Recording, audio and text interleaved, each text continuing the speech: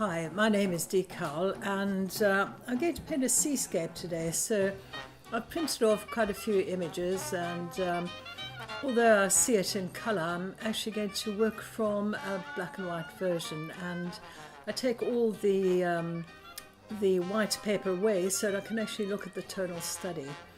I'm working on a canvas board and I've put an orange wash of very thin acrylics down, and now I'm using a disposable palette and putting out some of my colours.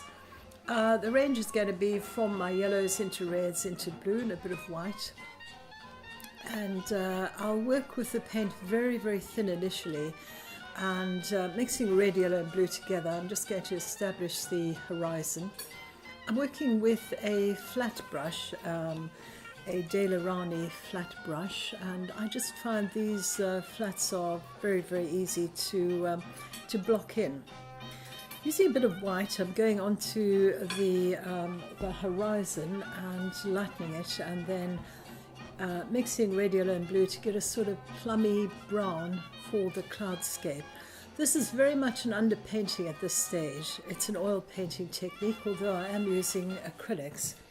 I do like getting my hands into my paintings. I just find my fingers blend the best, so I tend to smooth things over with my fingers.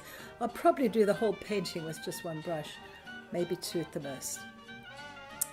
To use the colours a little darker, I've mixed a purple, which is the blue and the red together, and just checking the tones. So using the brush sideways, it'll describe some of the foliage. I'm adding a bit of the yellow to the blue, just to create a green, keeping it quite dark. So tonally, the black and white painting is showing me that although I'm using colour, I need to make it darker in places and lighter in places. The next bit of headland needs to be dark on top and then coming down to what looks like white cliffs of chalk. So once again, very much underpainting.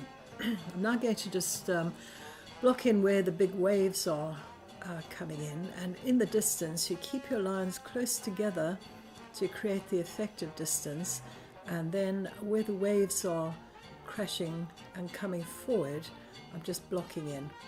Once again, using quite a neutral tone. The orange background needs to show through, which will harmonise the whole painting. So the whole time I'm very aware of keeping the painting fairly gappy. Putting in the darks where I need the darks to go. I'm carrying forward some of the green into the painting. Once again, this flat brush works beautifully in putting these little dots and dashes of colour down.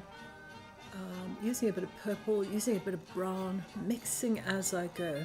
I'm using a paper plate now, allowing the paint to dry in between layering it on.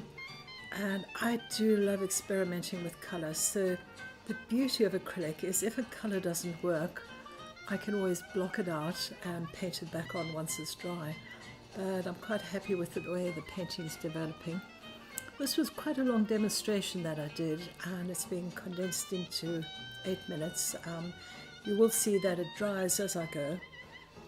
To try and get the effect of the shine on the sand in front, I'm putting it down, then pulling it with my fingers and just allowing it to dry. It's very much a layered painting, many layers of colour going on. And as it dries, I can work on the back surface, then I'll work on the front surface. I quite like this purple. It's a nice contrast to the orange underneath. I keep going back to it. Once again, wherever I've put dark, I'll come back and highlight on top. So I keep squinting my eyes when I look at it, so that I make sure that I'm getting the darks in the right place. Made quite a dark brown, red, yellow and blue. And I might even take that darker, so I'm blocking in at the moment, just getting those colours to work in the front. Keeping it warmer in the front and cooler in the back. I'll probably use a bit of knife painting on top of this later on. We'll see how it goes. But putting the paint just to get a bit of reflection under those rocks, allowing it to dry, putting out a bit of white, and going back into that sky and just softening off the sky, developing the clouds, I don't know if you can see how much the orange underpainting is helping me with this painting. Using my brush upright as well as sideways on. Just softening off the very distant landscape, and then the one in the front I'm lightening it up. Now with a bit of knife painting, trying to get a bit of texture here and there on the foreground. So knife painting is terrific to put texture on. Allowing it to dry a little bit before I come back in. And I always look at the darks, look at the lights. Putting some of the orange from the sky back into the painting, it might have got lost, and I want this little shaft of orange light to come through. Darkening underneath the headlands, bringing some of the reflection down onto the painting as well. It's one of those paintings where you've got to allow it to dry and then come back at it. And it's always about darkening the darks and lightening the lights to get the painting to work. So you'll see me putting a lot of colour on, but I'm hoping that the overall underpainting pulls the whole thing together. Using a bit of knife work now on the rocks right in the front of the foreground. Sorry, got my head in the way. It's always very difficult. I've got an overhead camera, and I ignore it. I just paint, and hopefully, sorry, got my head in the way again. But taking the darks darker in places, and using the tip of the brush just to put a bit of foam on here and there. And doing quite a lot of lightening of the painting. Using a very small brush now, it's still a flat brush, just to put in a few highlights. I don't know what I'm doing, jumping up and down, probably getting very excited about this painting, but anyway, back to business. A little bit more of the orange sky, felt it needed it here and there. Acrylics dry quickly, which is lovely. You can work your layers on top. This painting has got a lot of layers on it, but hopefully you'll see how I try and develop it.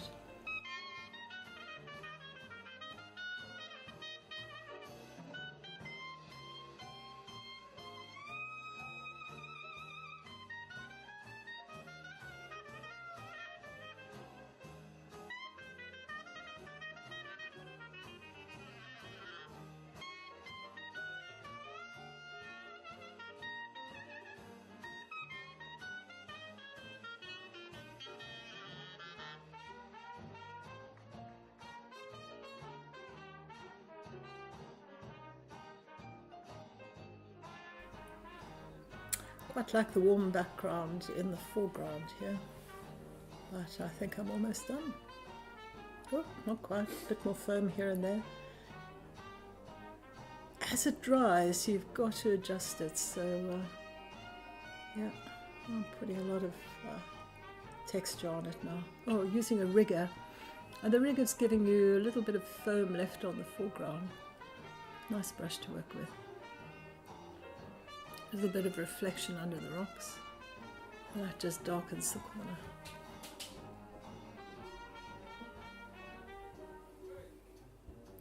Almost there. There comes a stage where you've got to stop, otherwise you overwork it, but hopefully this painting's going to be fine. Thank you for watching. And I do hope you have a go at doing this. It's quite a nice painting to have a go at. If you do, please send me the results, and with the greatest of pleasure I will critique them for you.